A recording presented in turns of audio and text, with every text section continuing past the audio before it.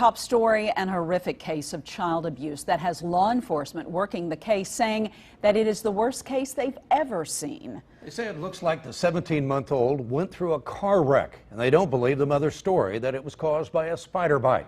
Fox News' George Sells is live in Festus, and George, police say they just want the truth here. And a portion of that truth may well lie with the mother's boyfriend. The mother is in jail here tonight in Festus. That boyfriend, meanwhile, is the subject of a search by police. Her name was Layla. A friend of the family confirms this Facebook photo is of her. The 17-month-old little girl was one of two children living in the Festus apartment complex with their mother, Taylor Fast. The kid's grandfather is stunned.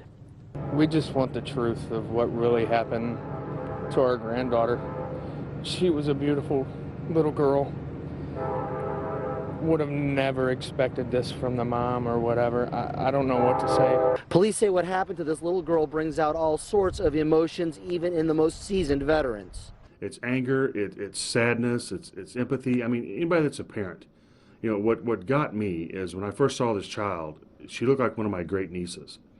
You know, just a small, innocent child, maybe 25 pounds, just a little one-year-old girl.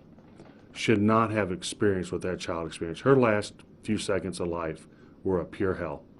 Police say the injuries were simply horrific. I've been a policeman for 32 years, and this is the worst case of child abuse I've ever seen. There's nothing that has even come close to this. This child looked like a situation you would see if a child was involved in a car accident. It was horrible.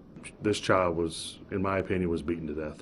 The question now is who did it. The mother, Taylor Fast, is said to be cooperating to some degree, but police describe her demeanor as cold, detached. They're currently trying to find her boyfriend, who they will not identify just yet, but they say is a person of interest at the very least. Meanwhile, the family is just thinking about the kids, particularly the lost little girl.